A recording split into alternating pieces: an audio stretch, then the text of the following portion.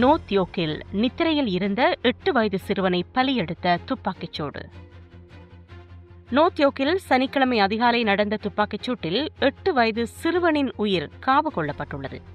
இந்த சம்பவம் சமூகத்தின் மத்தியில் பெரும் சோகத்தை ஏற்படுத்தியிருக்கிறது. குறித்த சிறுவன் தனது தாயுடன் நித்திரையில் இருக்கும்போது வெளியில் நடந்த துப்பாக்கிச் சூட்டில் தவறுதலாக ஒரு குண்டு சிறுவனை தாக்கி உயிரிழந்ததாக போலீசார் தெரிவித்தனர். காயமடைந்த சிறுவன் உடனடியாக மருத்துவமனைக்கு கொண்டு செல்லப்பட்ட போதும் சிகிச்சை பலனின்றி உயிரிழந்தார்.